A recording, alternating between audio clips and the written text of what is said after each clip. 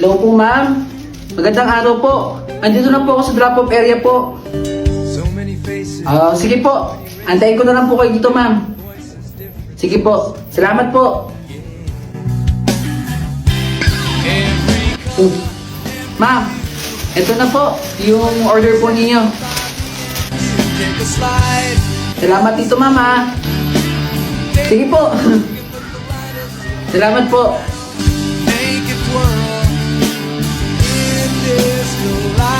Ma'am, bali ano ma'am, 2 balot po ng pansit canton.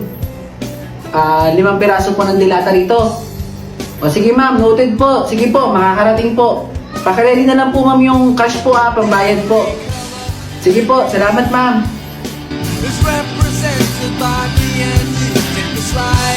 Magkano po? O sige po. Ito ho, o. Salamat po.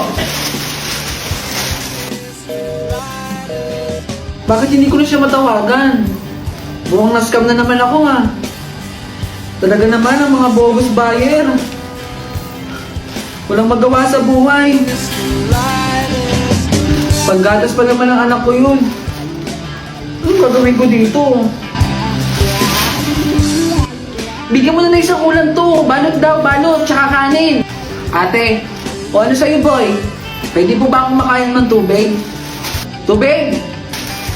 Wala po siyang pambili. Naubos na po rito O sige, wait lang. Kukuha na kita. Salamat po dito Ang uso ngayon ng scam. Mga bogus buyer, walang magawa yan sa buhay nila. Ewan ko po ba, walang magawa sa buhay yung mga taong yun? Ang dami mo pa naman pinamili. Wala pa naman pong panggatas yung anak ko. Sige na, bibilin ko na lang yan. Bibilin nyo na lang po?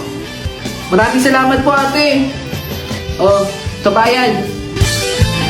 Naku, salamat po Buti na lang Panginoon. May mabuting tao katulad ni ate. Wala ka naman, sige.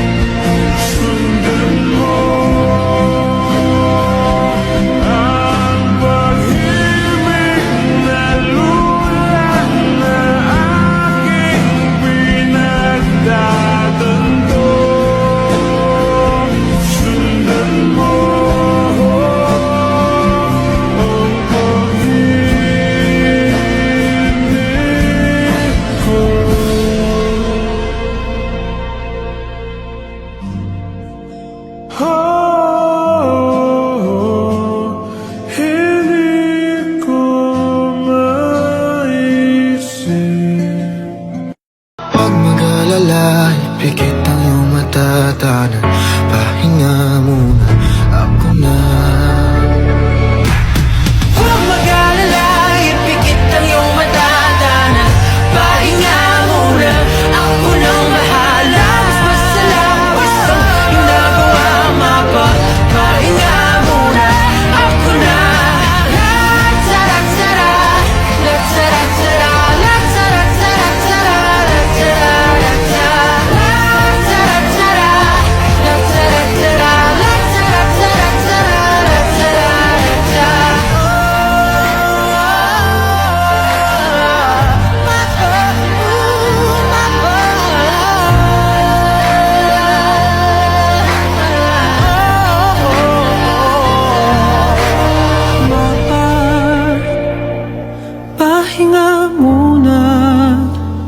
Gulay kayo dyan.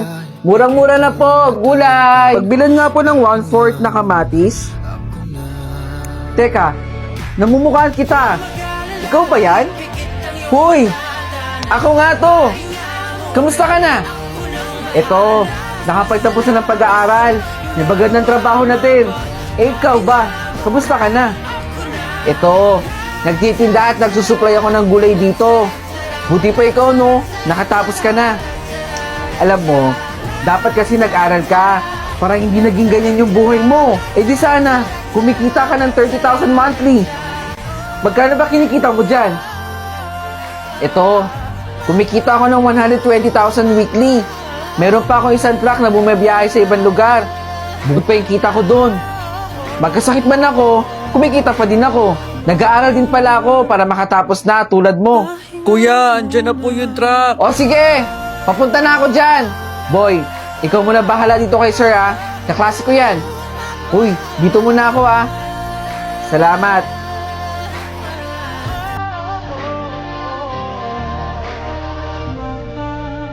De La Cruz, pakopya ako, bilisan mo. Ayoko, De Guzman. Makikita tayo ni teacher. Hindi naman tayo makikita ni ma'am kung bibilisan mo dyan eh. Dalian mo na. Pakopya ko. Oh. Ayan. Iulo mo pa. Ayan na oh. Okay na. Magpapakopya ka din pala eh. Pinatagal mo pa. Hoy, De La Cruz. Di ba meron kang chips sa recitation natin? Bigyan mo ako. Hoy, bigyan mo ako ng chips. Ngayon na. Ito,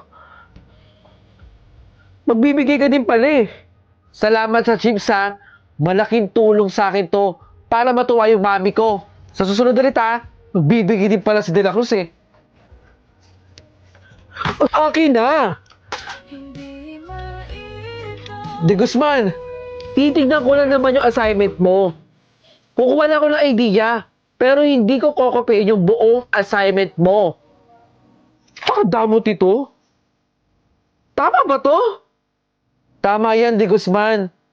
Nag-aral ako. Sa bagay, gawa mo naman to eh. Kukuha na ako idea ha. Oh, okay na. Pakadamot ito. Ganun lang. Manda ka sa akin, De La Cruz. Ano ba talaga ng tuhod mo, De La Cruz, no? De Guzman. Hoy, baka nakakalimutan mo. Yung pinagawa ko sa paper docs. Nasaan na? Ito, ibibigay ko nga sa ito eh. Siguraduhin mong tama to ha. Malilintikan ka sa akin pag mali ito, De La Cruz. Sigurado naman akong tama yan. Duwag yan. Walang palag sa akin yan. Kaya wag yun ang susulan. Dapat hindi ka pumapayag ng ginaganon ka, De La Cruz. Bakit ba hindi ka gumaganti? Hoy, De La Cruz, halika nga rito. Huwag kang matakot. Meron akong ibibigay sa'yo. Oh, talaga ba, De Guzman? Hindi yan prank. Pera. Pandagdag sa baon mo. Salamat sa mga tulong mo sa akin ha. Pambaon ko rin to. Tsaka panggastos namin sa bahay. Inuulit ko, salamat, De La Cruz. Di talaga ako nagpapasalamat eh. Kay De La Cruz ko lang ginawa to.